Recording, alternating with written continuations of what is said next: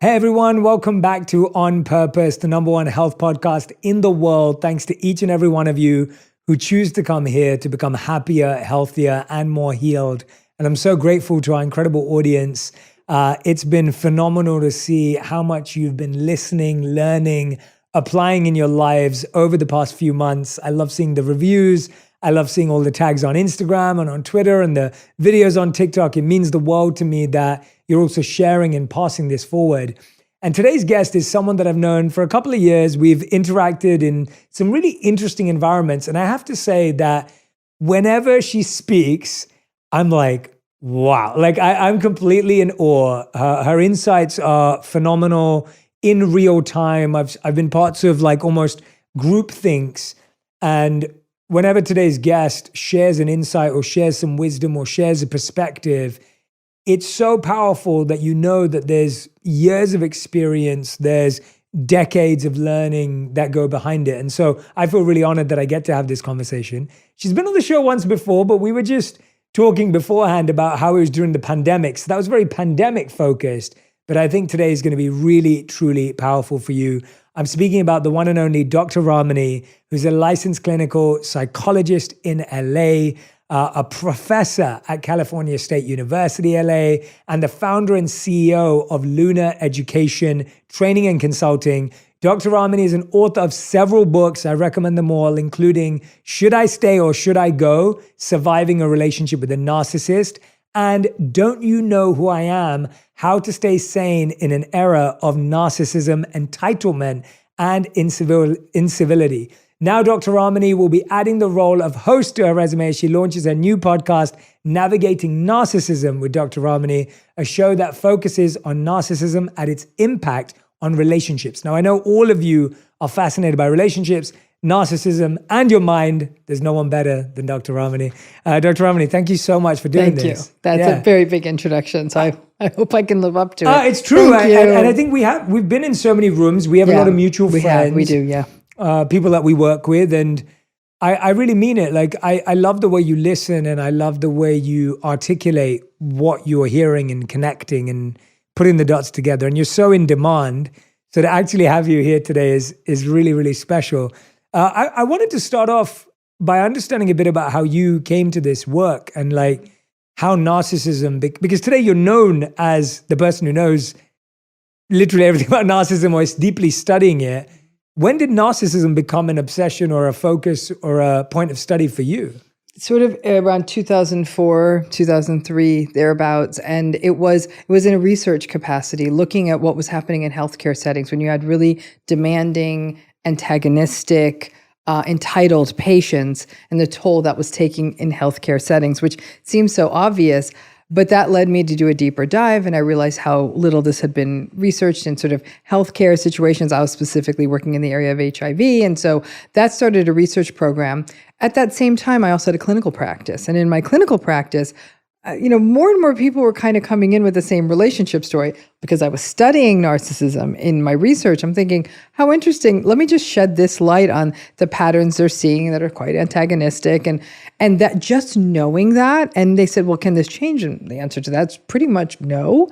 Once they knew it couldn't really be shifted that much, it totally changed their point of view and lifted a lot of self-blame.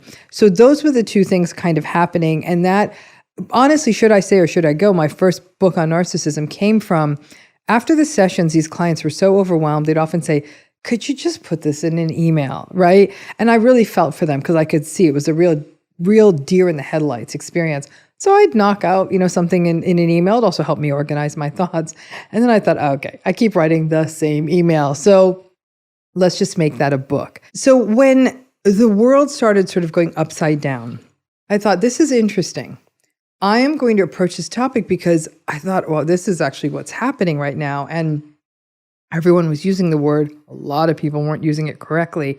And that's where that came from. Then from there was where it got interesting was I'm a writer. That's what I do. But two young people approached me, former students, and had said, they were finishing school at the time. They said, you should really be on YouTube. And I said, that's ridiculous. At my age, it didn't make sense. It wasn't how I consumed media. And they said, let's take a few months. Let's see how this space works. And over time, years of sort of honing it and tuning it and all of that, that was actually where all of a sudden this reach happened on this YouTube channel.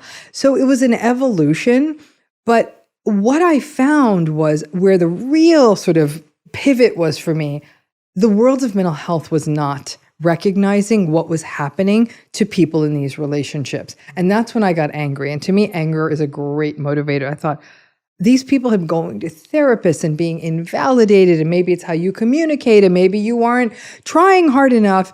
And I thought, oh my goodness. And that's really for me when it sort of felt like a revolution. I thought something's got to give. And if this means that people are going to say, what's wrong with you and you have a target on your back. I mean, I've been called every name in the book and people said, this is an unempathic therapist. How could she? And I thought, oh my goodness. I thought people are trying to shut this discourse down through shame.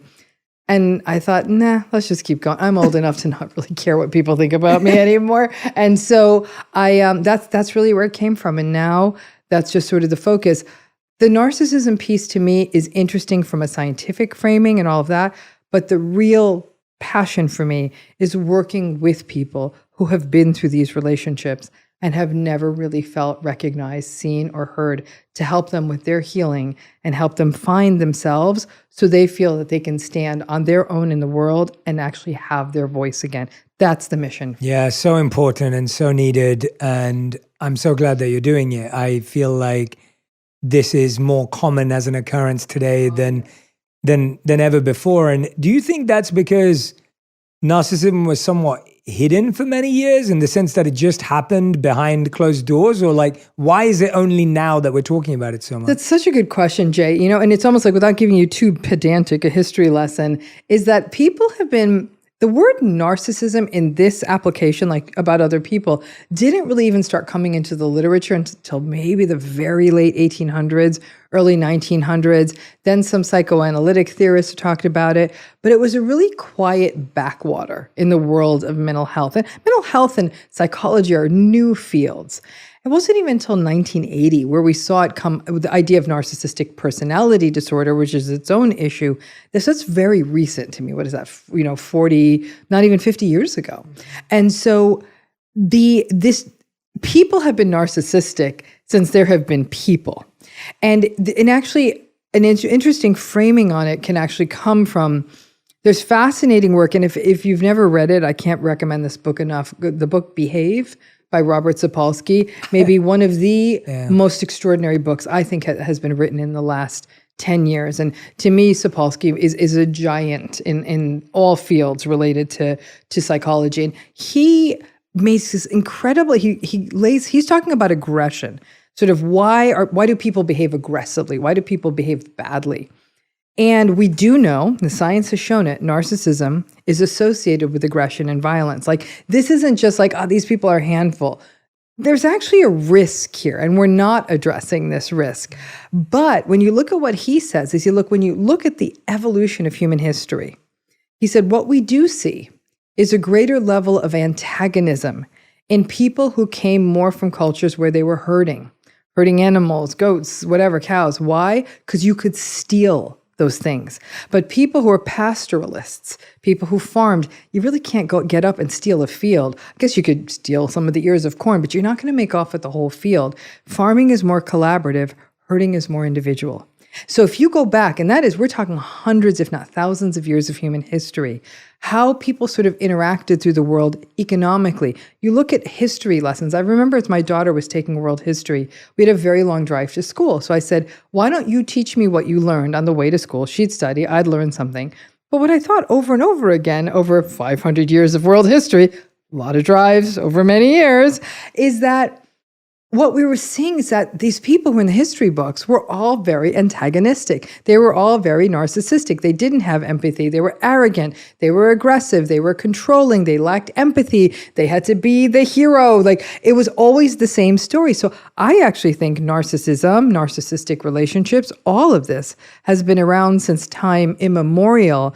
It was only because psychology is a field in its relative infancy that we're only talking about it in this way now. And it is only in the last 15 years that we have actually started paying attention to the harm this personality style does to the other person in a relationship. It's incredible, isn't it? When you look at it from that perspective about how long people have suffered from or suffered with something because our learning was still catching up with its experience. And you think about anyone who hasn't lived in the last 15 to 25 years, they potentially were called names, outcast, misunderstood, unheard, unseen, as you're saying. Absolutely. I mean, Jay, I have worked with clients who are older. Okay, so they've been in 30, 40, 50-year marriages that have been difficult from the very, very beginning.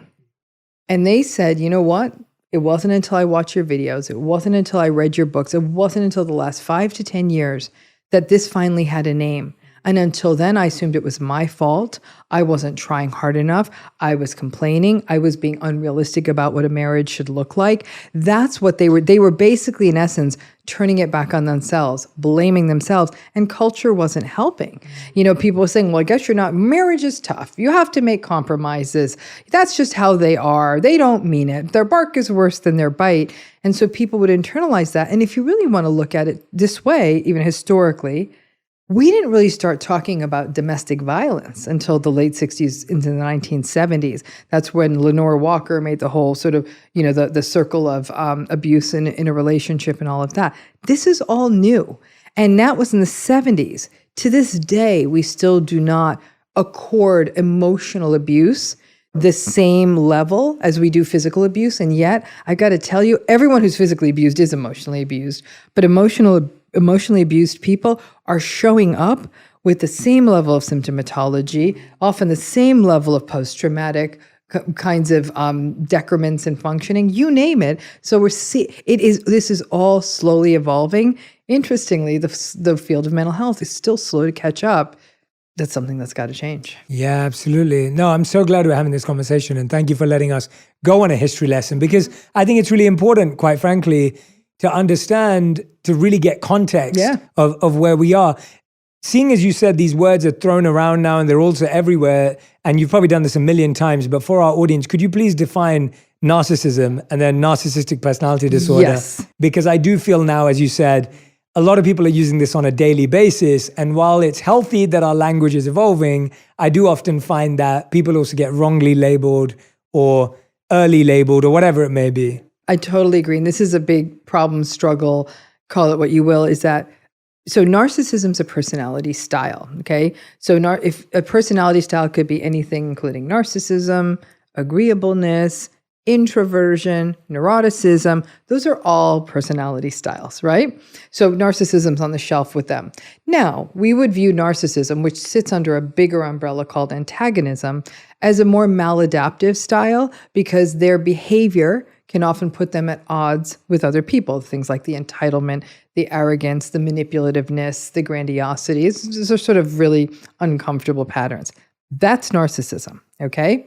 Now, when we jump the rails to narcissistic personality disorder, it's a whole different game.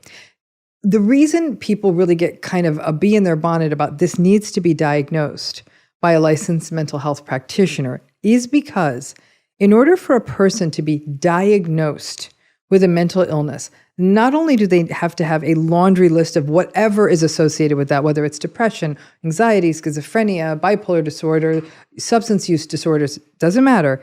Personality disorders are the same. So you have to have that list. And this is the ringer. You have to be able to show that that person is either experiencing something we call subjective distress, meaning that they're uncomfortable, or social and occupational impairment, meaning that their life is kind of getting wrecked by this and they're aware of it. It's a lot of awareness and discomfort that many people who are narcissistic don't have. In fact, they're kind of sitting on top of the world. They got a partner, they got a side piece, they've got money, they've got success, they've got power. They're thinking, I ain't got no problems. Now they're burning down everyone around them. But you cannot diagnose someone because someone else is unhappy with their behavior. That's not what our diagnostic systems were designed to do. So when we get into these antagonistic disorders, like narcissistic personality disorder, it's pretty rare that people with these personalities get into treatment. And when they do, it's for some other reason. Their marriage is blowing up. They're using substances. In some cases, they're depressed. Something's gone wrong at work. They've been involved in something sort of publicly that makes them look bad, so they go to therapy to save face. So the thing that gets them into therapy is not like, oh, I've noticed I don't have much empathy and I'm really entitled and arrogant. I'm looking for help with that. Said no one ever. Okay? Right, yeah. So when they're coming in with something else, often very arrogantly, like, okay, I see your fancy certificates on the wall, doc. So how long is it going to take you to fix me? I'm paying a lot for your time. Very dismissive, very arrogant. Now, every so often you'll see a narcissistic, not every so often, not uncommonly in people who have narcissistic personality disorder, they may also have something else going on like depression or anxiety, or like I said, a substance use disorder. The therapist is going to focus, as we do, on the more acute issue, the depression, the anxiety, substance use disorder, and they'll try to manage that, right? Through a combination of therapy, maybe medication, whatever they use. Time goes on, the mood's lifting a little, or the anxiety's managed, or they're sober, but they're still really awful and entitled and arrogant and all this other stuff. And because a lot of therapists don't bring personality stuff into the room, they don't think about it, they're thinking that maybe I'm not doing this right. This person still is not, like, they're still not behaving nicely, but they're not using anymore. And they seem to be, their sleep seems to be better. And so you see what I'm saying is the personality is like the baseline. It's the thrum under the other stuff that's happening on top. That's the disorder. You have a personality. I have a personality. For example, I'm introverted. Okay. Believe it or not, incredibly introverted person. That is my personality. It is not going to change. Next week, I am not going to be the life of the party, okay? On any given Saturday night, I tell you the probability is I am home reading a book, watching TV, or doing something ridiculous at home, but I am at home, okay? I can't change that. If you said to me, well, come on, Dr. Ryan, we're going to make you extroverted. I'm like, no, you're not. And if you said, but you have to become extroverted, I might be able to stretch myself, but I'll collapse or I'll be exhausted, or you know what I'm saying? So that's personality. It is who we are. It's a psychological fingerprint of sorts, but it's always right under the surface. So you're not going to make the introvert an extrovert. You're not going to make the neurotic person more sort of relaxed and impulsive. You're not going to take a conscientious person and turn them into someone who is sort of acts out, impulsive, and doesn't plan. These personalities sort of set who we are. And so this is in the case of people who have narcissistic personalities, they have very disagreeable personalities. They have antagonistic personalities. That's the difference. And so before people say it, I'll say, does this person have a lack of empathy? Are they entitled? Do they seek validation? Sometimes people say, well, I think he's narcissistic because he cheated on me. I'm like, well, he cheated on you. That's all I got here. Yeah. I don't know if this dude's narcissistic. Yeah. You'd have to tell me a little bit more about this person's behavior. And I think people are using this as a buzzword to label or talk about someone who did something that aggravated them. And you got to remember, narcissism's not a one-off, okay? So if one day someone did something, like they're having a bad week, but in general, they're a very even-tempered, warm, compassionate, kind, mindful, self-aware person. That's who they are most of the time. But then 20 things are going wrong. Their parent is sick, child is sick, job is going badly, and they're a little bit more short-fused.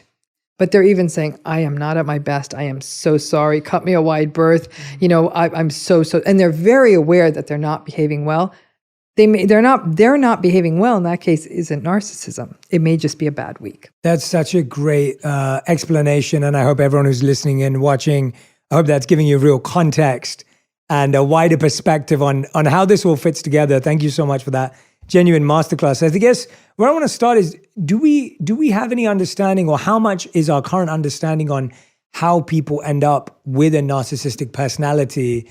Because I think that's healthy for people to have context over too. Like you said, like whatever personality we are, we can't change that core root base of it. So it's worth knowing how we ended up there, because again, whether we're parents, whether we're thinking of being parents, whether we're navigating the world and concerned about ourselves or someone in our life, it helps us understand what are some of those facets or elements that brought people into being narcissist as a personality. Right. So this is where it gets interesting, right? So personality is a funny little thing where there's a little bit of a genetic piece to it. And that genetic piece is something we call temperament. Okay. So we all have temperaments, and we see it even in babies. Some babies, you hold them in your arms, they soothe like this. They're easy. They're smiley.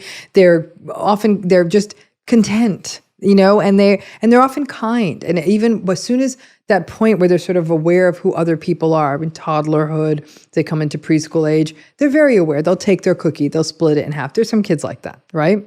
Then there are those kids who, no matter what you do, they arch their back and they cannot be soothed, and and they always need attention, and they always want attention, and they're mean to their siblings, and they take not only the one cookie, but they take all the cookies, right? That stuff, that biological stuff, is foundational in many ways to our personalities. I'd say to everyone, if you have access to anyone who knew you early in life, see how well they describe your infancy or your toddlerhood and how well it tracks to who you are now. Every so often as a shrink, I get to talk to a parental figure in that person's life. Never been wrong yet. Every time that baby temperament, toddler temperament tracks into, I'm sure you were a sweet baby, Jay. I am so you sure. Left to ask my mom. I called your mom. She'd say, Jay is the sweetest little baby in the world. Doesn't everyone say that about their kids? No. Oh my God, no. They'll say, oh, this one. Definitely not. And I was a super, super, super sweet baby. And I think I'm a pretty sweet adult, actually. But a little intense, but sweet. I can relate to that. Yeah. But I bet you were. And so that temperament forms like a seed. All right, that's a seed right there. That temperament is how the world reacts to us. That kid who's and won't be soothed and needs attention and needs to cartwheel through the living room, the world doesn't like that kid that much, right? They go through, babysitters don't like them, parents, there's a little bit of eye rolling. Kids are perceptive, and it might even affect attachment because the parent is so exhausted, they're dealing with that tough child. It could even impair attachment experiences. And then they go into school, teachers don't like them as much, even peers might be frustrated by them. They're having more invalidating experiences, right? That's a little bit of some of the seed of what we see can be narcissism, right? Because narcissism also has an attachment piece to it. In general, people with narcissistic personalities often have more anxious or avoidant attachment styles, a little bit more anxious than anything else. And why that might be, it might be that there was chaos in the family. There may have been, a bad relationship between the parents. The parents may have been distracted with their own lives. They couldn't be bothered with having kids. There may have been literal violence, mental illness, whatever, substance use. Something was happening in that early environment that may have impacted the attachment experience. That's also associated with narcissism.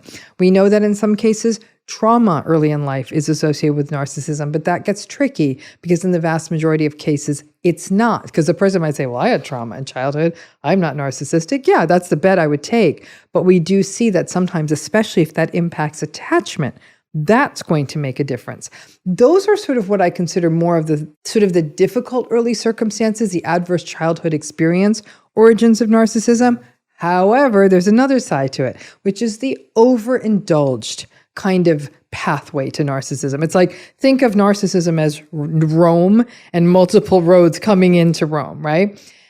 And in the sort of overindulged pathways, this is where you see sort of your standard spoiled kid.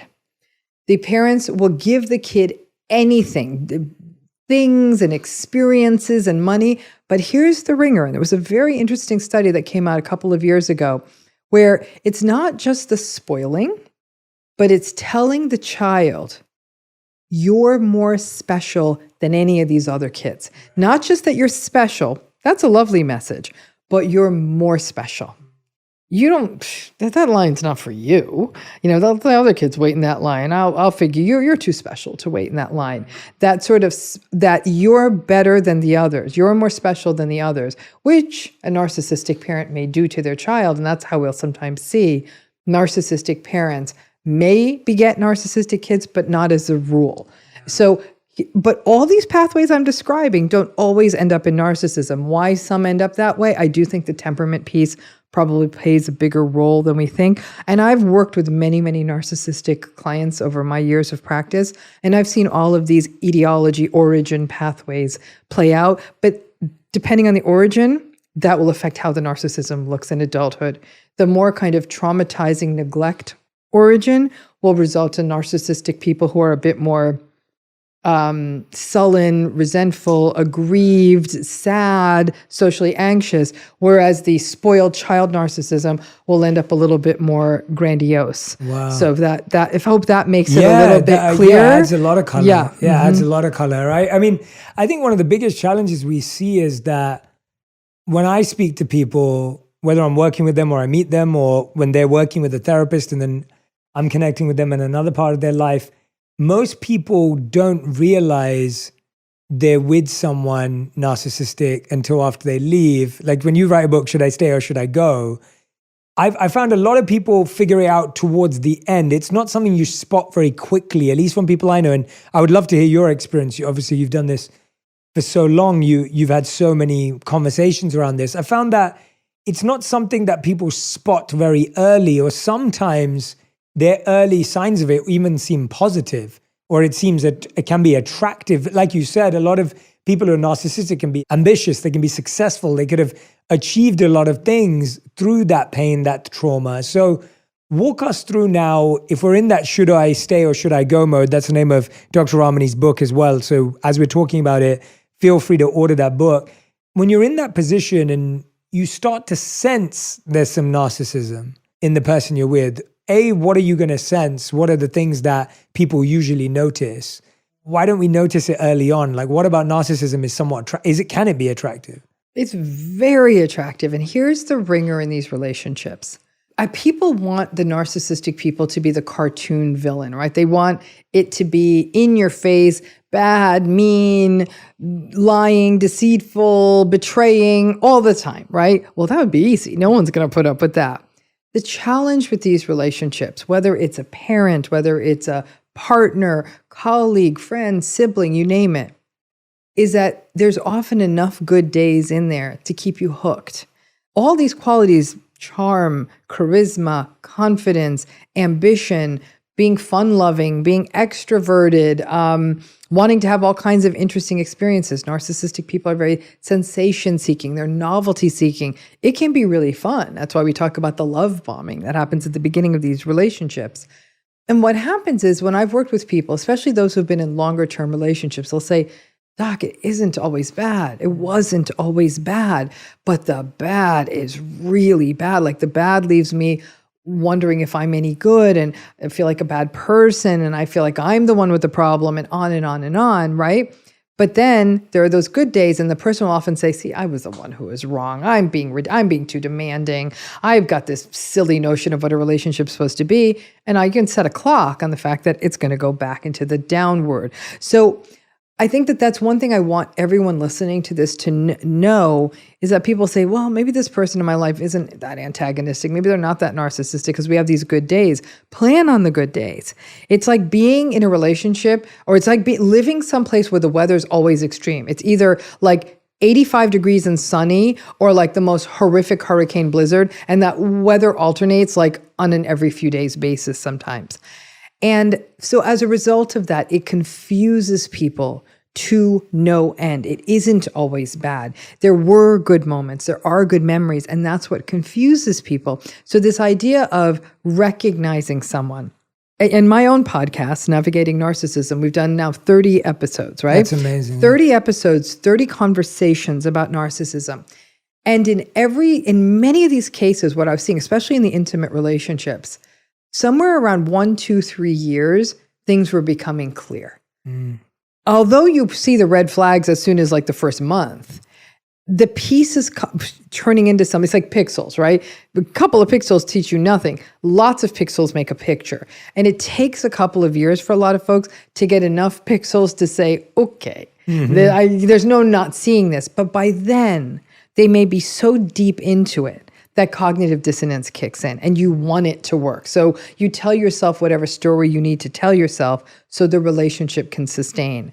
Well, we have enough good times. Maybe it's my fault. I'm being too demanding. And you'll see this, especially if a person is trying to find a relationship at a pressured time of life. They want to have kids. They feel pressure to get married, whatever it may be. But even in a family, a person will say, I can't walk away from my parents, even though every interaction the person has with them is wretched.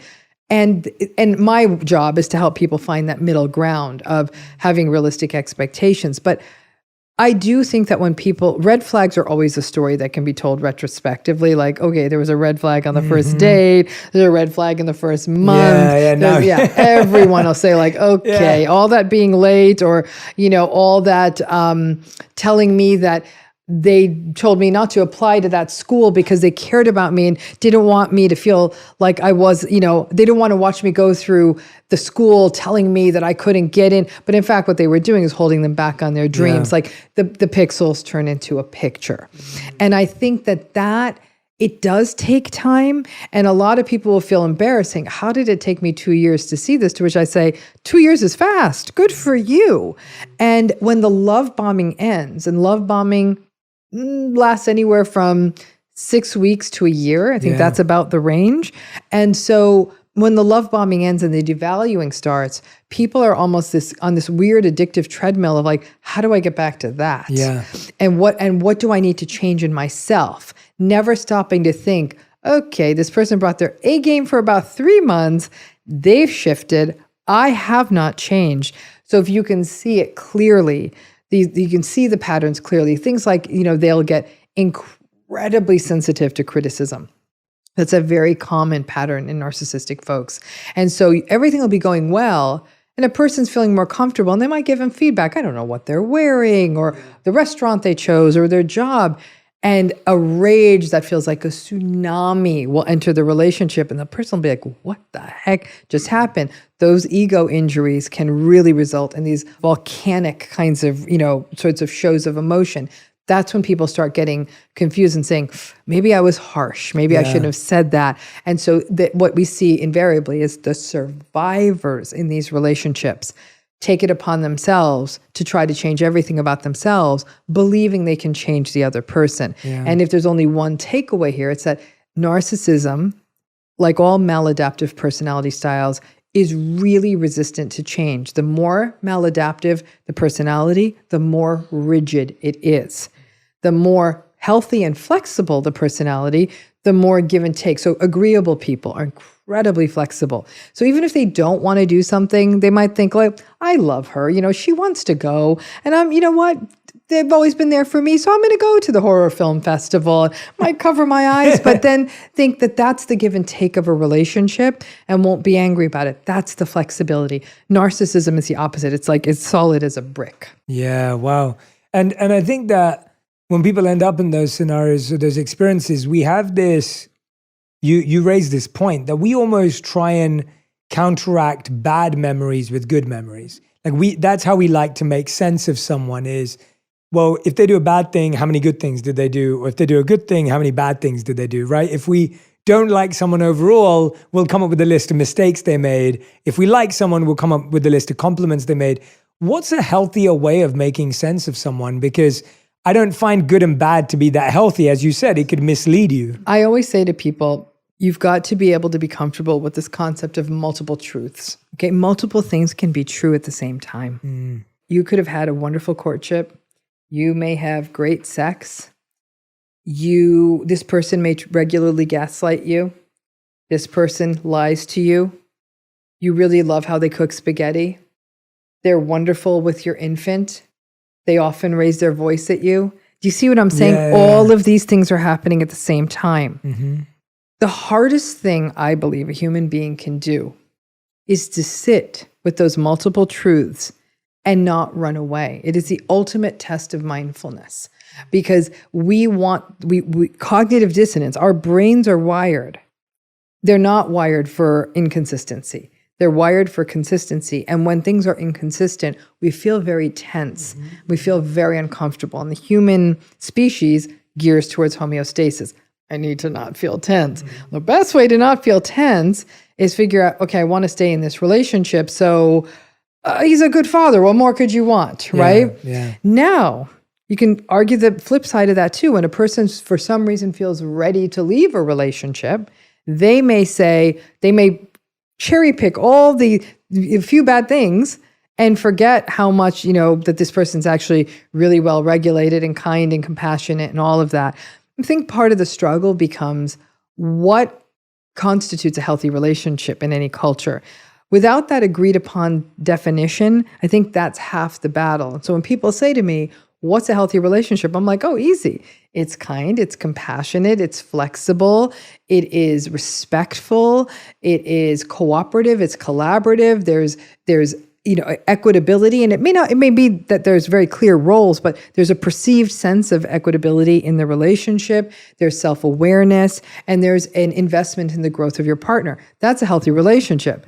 And people, they'll look at their narcissistic relationships and say, I don't have any of those. Yeah. Okay? But unfortunately, culture will often dictate what makes things healthy. And then they'll be like, well, they have a good job. They make a lot of money. We are of the same religion. I like how they look. Yeah. That stuff I understand why someone would value it. It's not the stuff of a healthy relationship. Yeah, those are the things we start convincing ourselves through and coaching ourselves through and walking ourselves through. It gets harder and harder and harder because we get so addicted, especially going back to what you're saying about love bombing. Like being love bombed is really addictive and it's really intoxicating because it's like, wow, this person's really into me. And if I could count the amount of friends I have this year that have been love bombed, like it's insane, like how common it is. And it's at the shorter end too. It's at that 6 weeks mark or, 3 months mark where people are showing their full self, I guess is the right way of saying it. How do you stop yourself from being love bombed? Like, how do you avoid being love bombed? Or how do you navigate being love bombed? Because I think that's the conversation. Like, we're not going to be able to stop being love bombed, but you are going to be able to slow things down. You are going to be able to rethink. You are going to be able to, but we just love being loved so much. And, it's kind of like the confidence boost we never had. And it's the influx of positive compliments we never had. So how do we what do we do? It's a tough one, Jay. Listen, if you put like a bunch of, cupcakes or sweets Sour in front of me, Patch I'm like starting to eat it, right? Knowing that, okay, Ramani, you don't need the sugar. We're going to then I'd say, you don't need the sugar. That's not good for you. Then that's easy. I think easier when it comes to food. I think that what happens with love bombing might actually be more addictive than drugs because it's often addressing a deficit many people believe they've experienced in their lives, that they weren't seen, they weren't recognized, they weren't valued. A lot of people didn't get that in the early part of their lives. So that someone's coming along, or in their dating life, they didn't get it with other people. So when someone comes along and is offering it, it almost feels like an offset to those other relationships where a person didn't feel valued or seen or any of that. I think number one is that you need to know what it is. So when it's happening, you're more aware of it. It's like it, again, using a hurricane analogy, it's like preparing for it. So if a person says, oh, hurricane is just rain and wind, I'm like, maybe not. Like, let's get those, let's board up your windows, let's sandbag your house, evacuate. Like, it's not just a rainstorm. So knowing what it is means you're going to prepare yourself in a different way. That's one thing. Yeah. The second thing is love bombing becomes a place for you to test the waters. Okay. So I tell people, pull back on that throttle. Let's come down in altitude. Let's fly this plane a little slower. Now, in most narcissistic relationships, if a person tries, I'm not saying end it, but tries to pull back, like, can we go a little slower? Or you know what? We don't need to go to that place. Let's just go to this simple restaurant. Or I don't know about traveling yet. Like, I'd like to get to know you better. You put those lines down and set those boundaries. In the majority of cases, the narcissistic person is going to jump. They're going to do things like doubt your commitment. I guess you're not that into me, or, oh yeah, okay, I get it. You're not vibing, because what you've done is you've taken away their game. Right? Now, if they were really, really a good, solid person who just happened to be super into dating you, then they'd say, oh, you know what? I'm so interested in you. let me slow this. Let me slow my roll. I think I let my enthusiasm, and I let my enthusiasm get the best of me. They'll be self-aware of what they're doing and might say, I think that you're really wonderful, but thank you. And they'll receive the feedback and say, you know what, let's go to that hole in the wall restaurant. That sounds great. And it won't be an ego injury. And they won't view it again, because you're taking away their game. That's the example of gaslighting, which, by the way, today was designated as the word of the year. What? Yes. Merriam-Webster dictionary called gaslighting the word of the year, which to me, let me tell you, I literally started crying. I thought, after 15 years of talking about this stuff quietly, I cannot believe that this is finally entering into the mainstream, but people still use the word wrong. Yeah. But the fact of the matter is, when you simply say something like, I'm really enjoying getting to know you, but can we just step it back a bit? And a person says, well, I guess you're not that interested in me. Then you're being gaslighted, because that's actually not your experience. You actually are quite committed and want to slow it down to see what it's like. But that's a great way to test the waters. That would be me saying, can you take all those cupcakes away? I'm not interested. Yeah. And I'd still be like, really want one. Yeah. So it's that. Exactly. Yeah. Now that you've said that, I didn't realize that is incredible that it's the word of the year, in the sense that at least we're understanding it. It's sad that it's the word of the year, because it means more people are experiencing it. It's like but can you again properly clarify us what gaslighting is again, so that we don't misuse it? And Absolutely. And when I saw that, I'm like, I'm going to bring this up with Jay today. I love because that. When it came up as the word of the year, a lot of people are confused by gaslighting right now. The origin of the word it actually is only in the less than 100 years. It was a name of a play that became a film, and it was literally about the psychological manipulation of a woman by her husband, and how she psychologically sort of falls apart because that's happening. Fast forward, the only people who talked about gaslighting were therapists. It was therapist talk. And we talk about it, oh my God, her husband's gaslighting him, kind of thing. And my shrink would say it to me, right? And I was like, oh, you're being gaslighted. So it was shrink talk. Nobody else talked about it. And then those of us working in this space, it was, that's the primary tool of the narcissistic person, because it's a tool of domination. So the way gaslighting works is it's a denial of a person's reality. That's step one. I never said that. That never happened. What are you saying? Like, I don't even see what you're talking about, right? So you're like, it didn't, or this isn't happening. So you're already a little off balance, because I'm very authoritatively saying to you, something didn't happen. But that by itself is not gaslighting. Oh, okay. Yeah. No. Yeah. You gotta, now the step 2 of gaslighting is, then I tell you there's something wrong with you. Right. You're so sensitive. Like, why do you see this everywhere? Or like, ooh, God, paranoia much? You know what? I'm going to get you the name of a shrink, 'cause you need to talk to someone, because you keep imagining things that aren't happening. Okay? So imagine a person in a relationship where there's infidelity, and they're getting suspicious. Their partner's hours, whatever it is, messages, and they say to their partner, what is this thing at work? You keep staying and you're traveling. Like, is there anything going on that I should know about? No, there's nothing going on. Okay, step 1. We're not gaslighted yet, though. Yeah. Gaslighting is, but you know what I'm sick of? I'm sick of living with an unhinged, paranoid lunatic. That's what I'm tired of. Right. There's the gaslight. Yeah. Now, there's a step 3, is that it's not a one-off. One time, yes, that's a gaslighting episode, but the true gaslighting abuse happens over time, over and over and over. And it won't just be about one issue. I never said that. What is wrong with you? Oh, I'm getting so tired of your paranoia. You're so sensitive. And what happens then is that other person being told repeatedly by someone they do trust, because gaslighting is predicated on trust. It's harder for a stranger to gaslight you. Partner, family member, healthcare provider, teacher, people who have some power over someone, politicians can gaslight. Entire societies can gaslight, right? When everyone is coming in on one party line and denying reality, and then telling the people who don't believe that there's something wrong with them, and do it over and over and over again, you break the other person's spirit. You leave them completely doubting themselves, completely blaming themselves. And so what happens is when a person's chronically gaslighted, you'll see things like, no, you know what? This is my fault. They start apologizing before they get in the door. I'm sorry. And I'll be like, what are you sorry for? It's just, they got so used to saying it. So they really get shattered by this, where they literally lose a sense of up and down, night and day. It's such a cruel thing to do to a person. It qualifies as emotional abuse. So this idea of gaslighting, great that it's in the public consciousness, but it's not just lying. Everyone says, Dr. Romani, what's the difference between lying and gaslighting?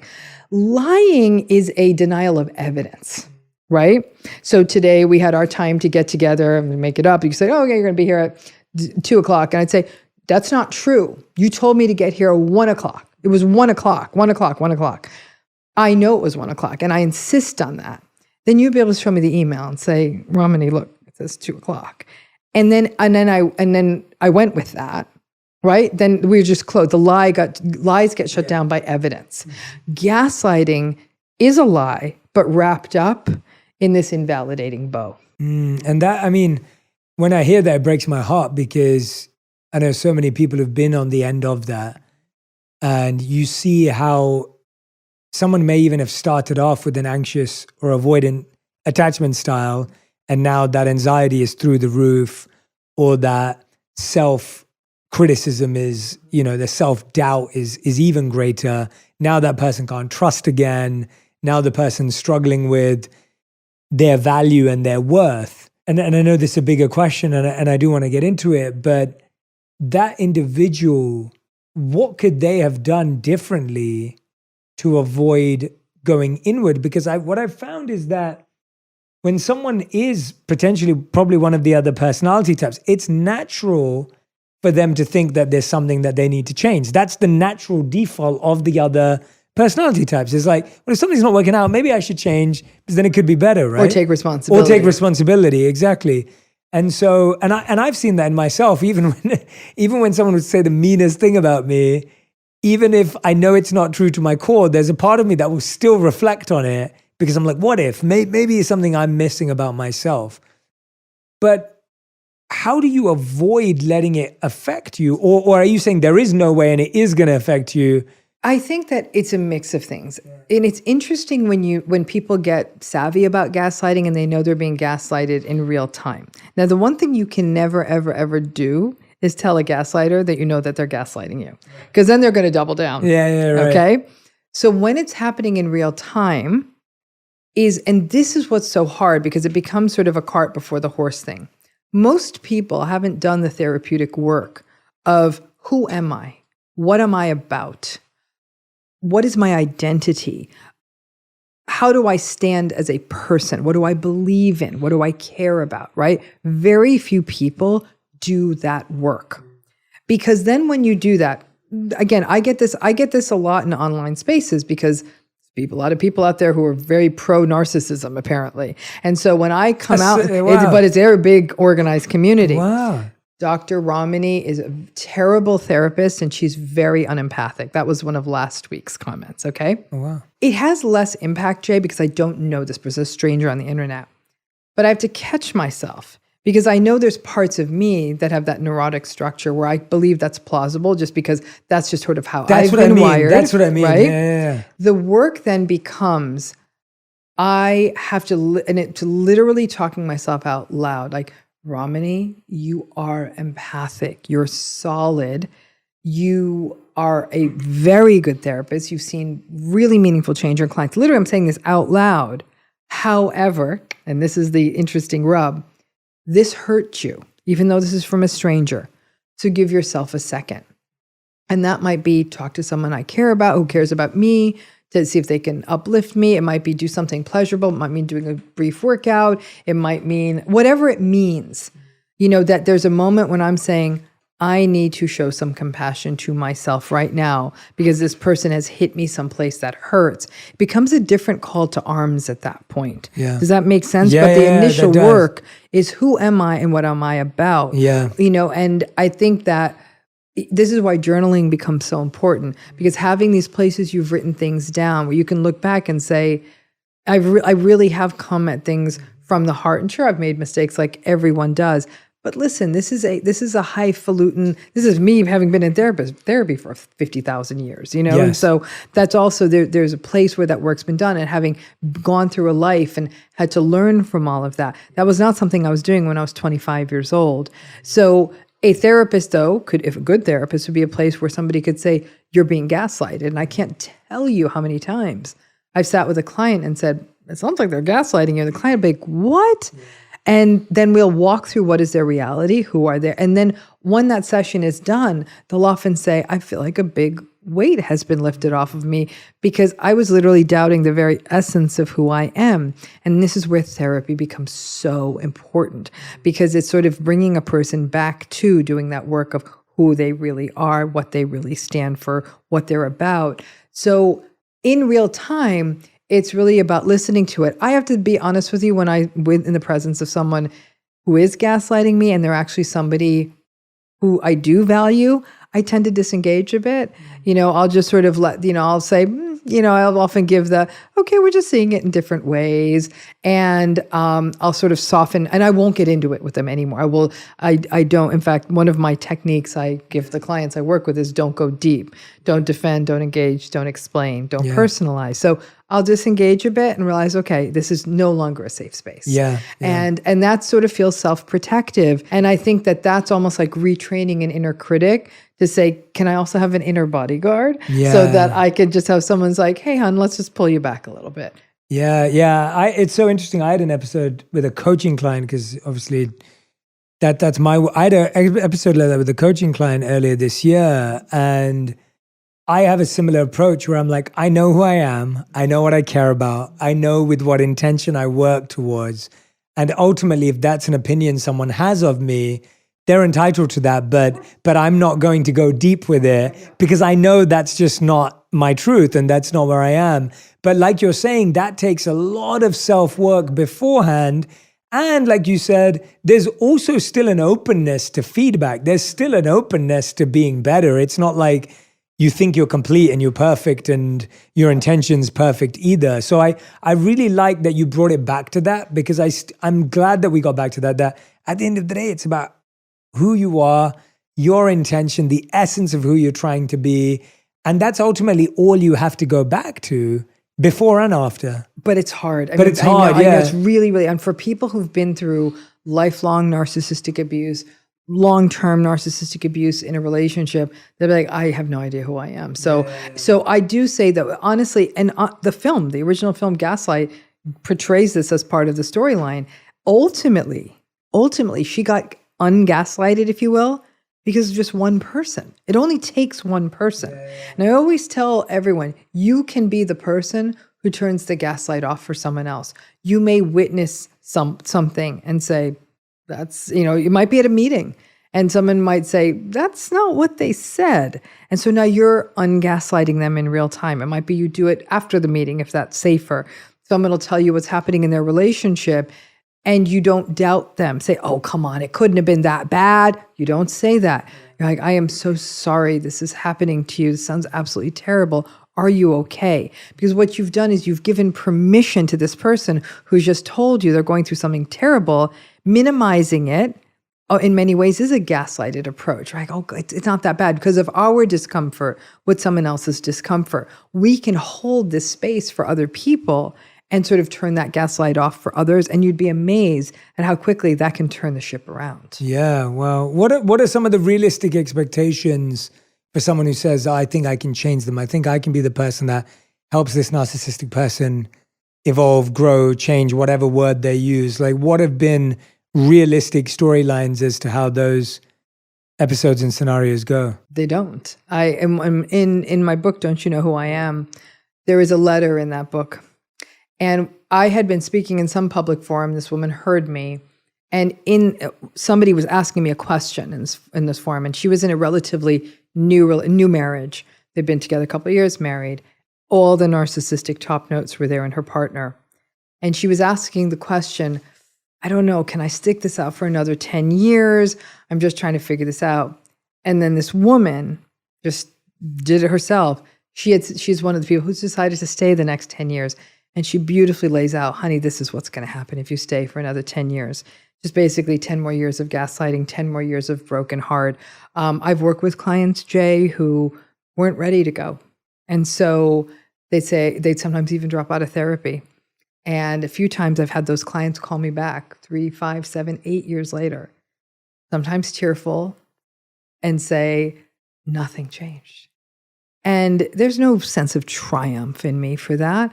I recognize that they needed to see it the way they needed to see it. I don't get to dictate their rock bottom. I don't get to dictate when someone sees something. I do all the psychoeducation stuff. I do online education to see if I might be able to push the fast forward button on that. But it's still where you get there when you get there.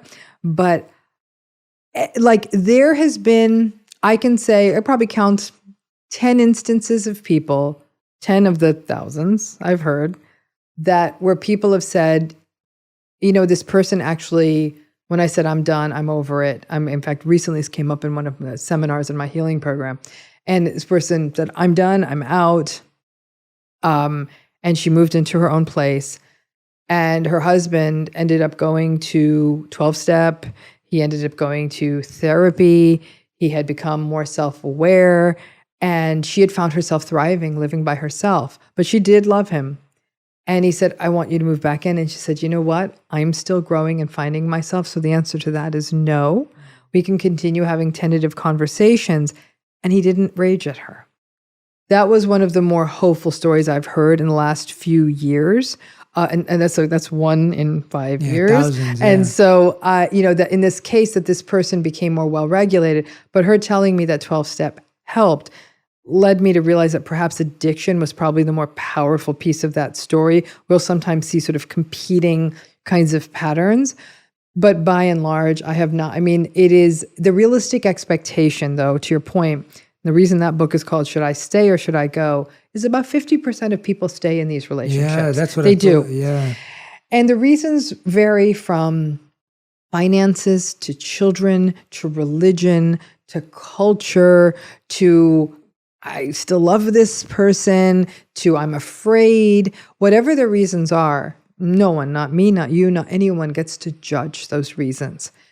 What I believe in as a therapist is to meet them where they are at with that and say, okay, so I understand, I hear you. I don't get to sit here and tell you don't love this person. You love them, you love them.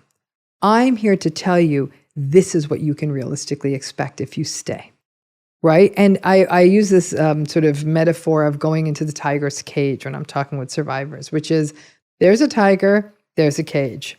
If it's really a tiger and you go in that cage, you're going to get torn apart. If it's not a tiger, if it's a sweet little cat, you might have a nice little experience. But maybe the only way and I'm telling you, and even if I tell you it's a tiger, you may not believe me until you get in that cage. So I know that sometimes my clients say, I have to let them go and let them go into the cage. When they get torn apart, my job is to help bring them back together again. And so going into the tiger's cage is something sometimes people need to do to say, I just need to be sure. That's what, yeah. And I say, I understand that's part of your journey and I'm going to support you in that. I'm here.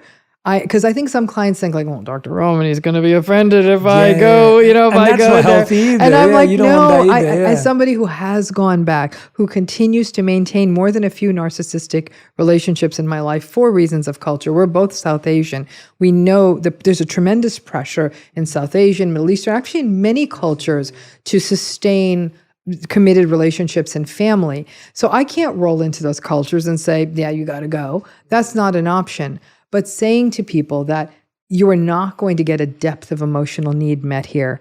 You are going to be invalidated. The work has to be in you not believing what they're saying.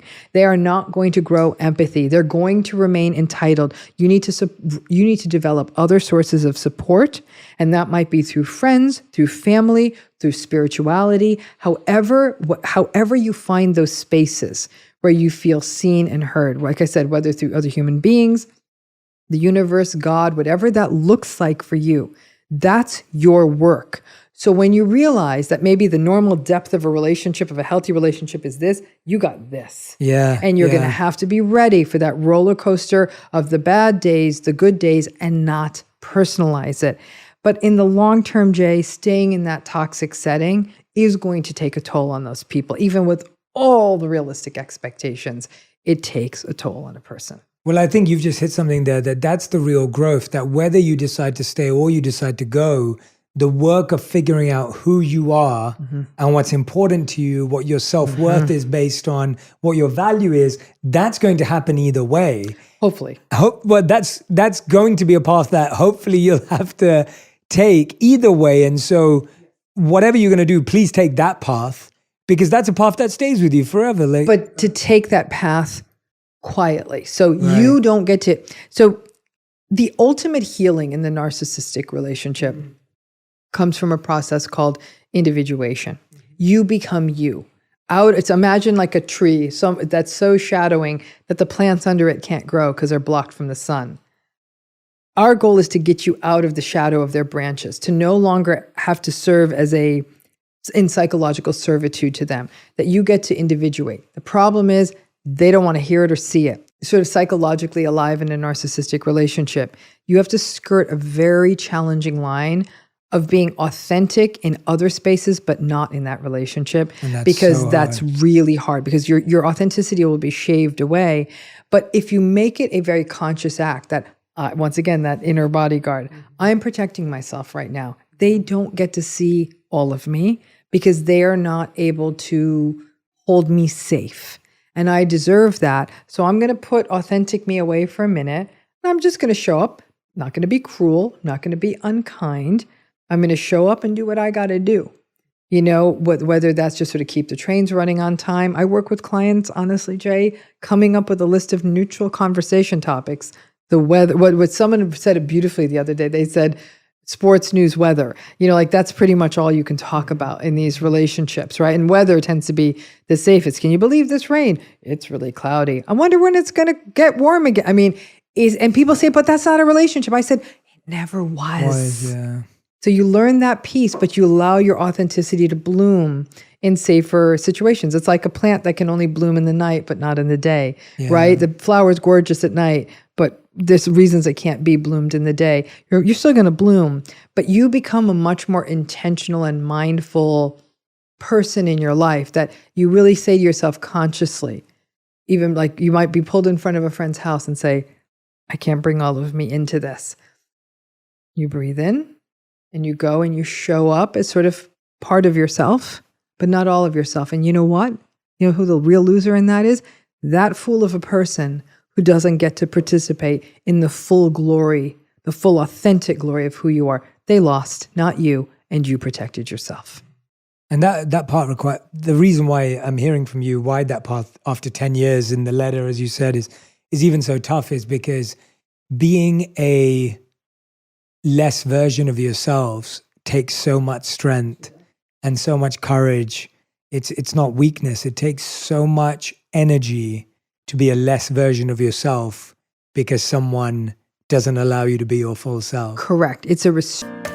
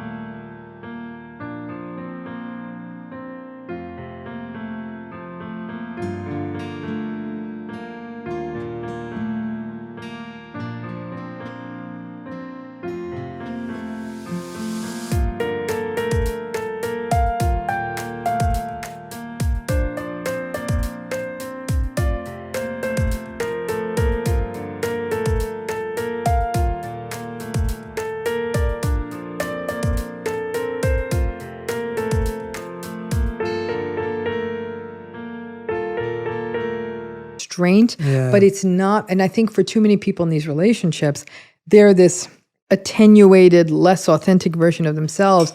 They think that they're actually less than. And I say, you're not less than. You are actually caring for yourself. Yeah. You're learning that you can't bring that in. And I have to be frank with you, Jay, when people really get this right, they're like, oh, okay, I'm not doing this anymore. Because what they were doing before was they really were acting in a way that they thought, if I do it this way, they'll change. If I do it that way, I said, change is off the table.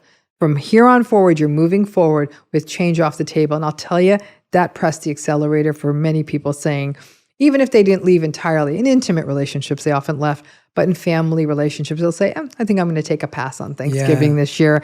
I think I'm only going to go for one day of the family wedding. Like, they start setting some real boundaries, and they learn to tolerate other people saying, well, isn't she uppity for not showing up? Like, that tolerance of people engaging this sort of enabling discourse of, oh, you're not a team player, or now you're the one who's difficult, to recognize that when people take these rather revolutionary steps of taking care of themselves, that, again, I do believe that self-care and that restraint in these kinds of toxic relationships is literally an act of rebellion. Yeah, and I love the example you gave, that certain cultures, whether it's cultural, societal, financial pressures that stop us from walking away, what are some of the healthier boundaries people can set up? So one boundary is, I'm going to make time for myself to bloom, to be authentic in my own space. I'm going to find friends and community that I take strength from. Are there other healthy boundaries that people can set if they are currently staying in this situation based on financial, societal, or family expectations or pressures? Not to engage in the same way. I think a lot of people would get sort of with the dog with a bone kind of a fight with them, right? It's just sort of letting it go. People will say, I don't want to relent. I'm like, what? Then don't relent with people who are healthy and can go be very sort of deep, mindful, circumspect people. Don't get into that argument with them unless you just want to get into an argument for the sake of getting into an argument. Something else that people need to be prepared with in these sort of narcissistic relational situations is that there's a lot of baiting. If you're not giving the arguments and being as gaslightable as you once were, that's not very satisfying for them. So they're going to find a way to go for the jugular to make you bleed and make you fight back. And I say to people, you've got to know sort of your true north, as it were. And you might not take 90% of arguments. But if they go after some of those things you hold sacred, it could be your children, it could be a belief system you have, it could be other people you care about, whatever it is. If they go for that, then you're like, you know what? I'm going in. I'm Tiger's Cage. I'm going in. I can't listen to this. I can't do this. But recognize it's not going to change anything. And it's a question of which depletion is worse at that point. Holding yourself silent at such a point, or actually having the argument. And then I tell people, if you decide to go in and do that, you need to engage in some form of just coming back down, whatever that looks like for you after these kinds of interactions. Because many, many people will say, after they've had to spend time with a very toxic, difficult, antagonistic, narcissistic, call it what you will, person, they'll feel really depleted.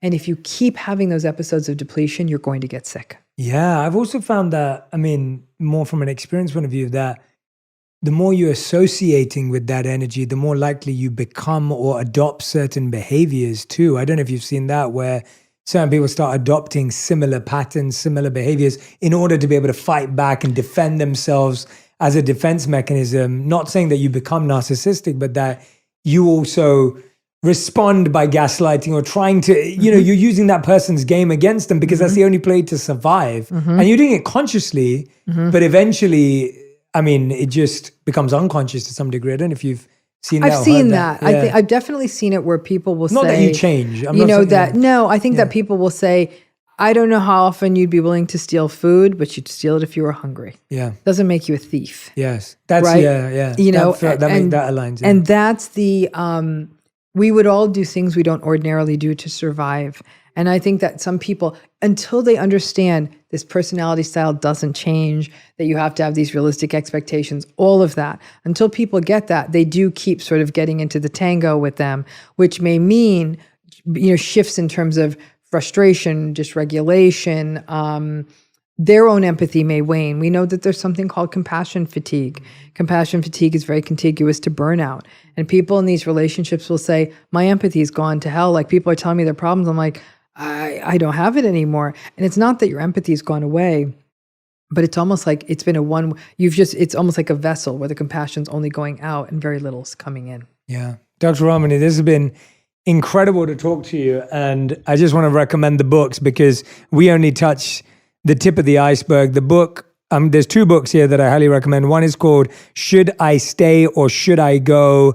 You're going to hear about chapters about how did you get sucked in? How do they make you feel? And of course, answering the question, should I stay or should I go? If you are a friend or in a tough position in this kind of a relationship, then this book's going to help you make that decision. Extremely practical, applicable advice. And the other book is called Don't You...